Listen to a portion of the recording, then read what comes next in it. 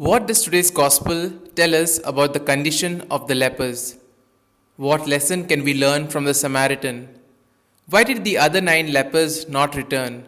All these questions and more answered during today's episode of Daily Reflections.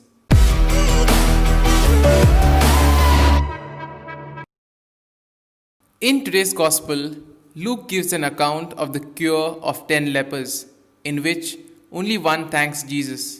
Gratitude is another theme which is very typical of Luke, to live in an attitude of gratitude and praise God for everything which we receive from Him.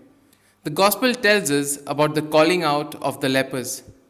10 lepers went close to Jesus and they stopped at a distance and called out, "Jesus, Master, take pity on us."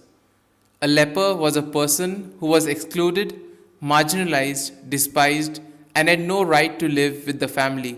According to the law of purity, lepers had to go around with torn clothes and uncombed hair, calling out, "Impure, impure."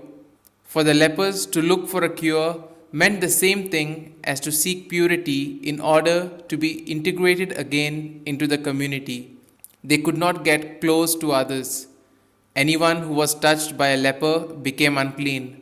By means of crying out, they expressed their faith in Jesus, who could cure them and give them back purity. And then we see the response of Jesus and the cure. Jesus told them to show themselves to the priest. The priest had to verify the cure and bear witness to the purity of the one who had been cured. The response of Jesus demanded great faith on the part of the lepers. They had to go to the priest as if they had already been cured, when in reality their bodies continued to be covered with leprosy.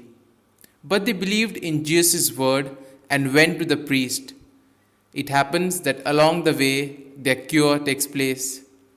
But only the Samaritan returned to thank Jesus. Why did the others not return? According to the opinion of the Jews of Jerusalem, the Samaritan did not observe the law as he should.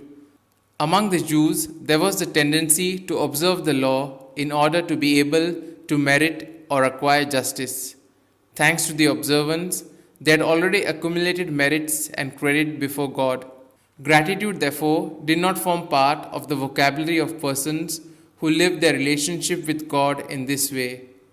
Perhaps this is the reason why they do not thank God for the benefits received. The Samaritan represents a person who realizes he has no merits or rights before God. Everything is grace, beginning from the gift of his own life. And then the gospel tells us about the final observation of Jesus.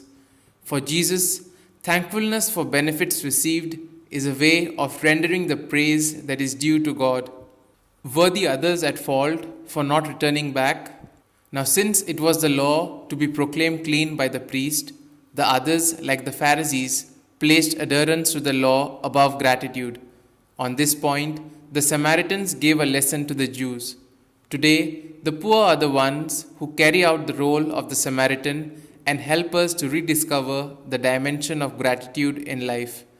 Everything that we receive should be considered a gift from God. Jesus presents a Samaritan as a model of gratitude and love towards neighbor. This must have been quite shocking because for the Jews, the Samaritans or pagans were the same thing. For Luke, the good news of Jesus is addressed in the first place to the persons of these groups who were considered unworthy to receive it. The salvation of God, which reaches us through Jesus, is purely a gift. It does not depend on the merits of anyone. Here are some points for a personal reflection. Do you generally thank persons? Do you thank out of conviction or simply because of custom? In prayer, do you give thanks to God or do you forget? How can we transmit to others the importance of living in gratitude and gratuity?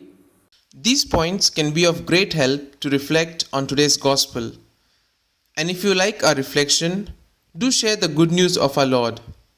Have a good day and may God bless you all. Amen.